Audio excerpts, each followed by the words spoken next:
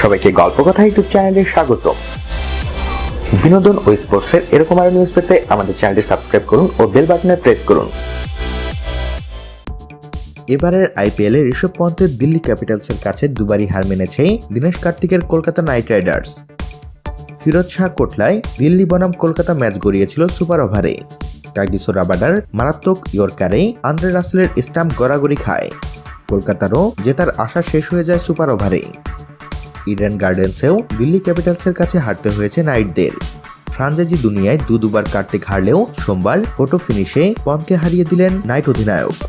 চাপের মুখে মাথা ঠান্ডা রেখে ম্যাচ বের করার ক্ষমতার জন্যই কার্তিক শেষ লেপে হারিয়ে দিলেন ঋষভ পন্থকে। বিশ্বকাপের বিমানে উঠছেন কলকাতা নাইট রাইডার্স অধিনায়ক। অন্যদিকে আরো 4 বছর এখন অপেক্ষায় থাকতে হবে পন্থকে। কার্তিকের হয়ে কথা বলল নিধাস ট্রফির ফাইনাল। কলম্বোতে অনুষ্ঠিত বাংলাদেশের বিরুদ্ধে ফাইনালে ভারতের হাত থেকে ম্যাচ প্রায় হাতছাড়া হতে বসেছিল। তাদের কেনাডা থেকে কার্তিক ভারতকে জিতিয়েছিলেন দ্বীপরাষ্ট্রের মাটিতে অনুষ্ঠিত সেই ফাইনাল। 8 বলে 29 রানের ইনিংস খেলেছিলেন কেকেআর অধিনায়ক।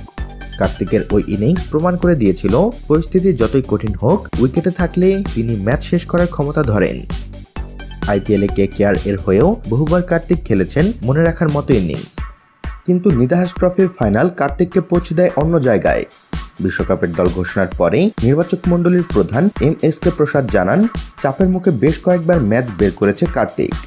প্রসাদ আরও বলেন, আইপিএল এর পারফরমেন্সের বিচারে তারা দল নির্বাচন করেননি। দল গঠনের সময়ে নির্বাচকদের কাছে অভিজ্ঞতাই প্রাধান্য পায়।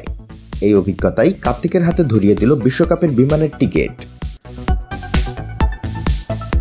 তো বন্ধুরা, এ বিষয়ে আপনাদের মতামত জানিয়ে দিন আমাদের কমেন্ট বক্সে। সবশেষে ভিডিওটিতে লাইক ও শেয়ার দিয়ে আমাদের সাথে থাকুন। ধন্যবাদ।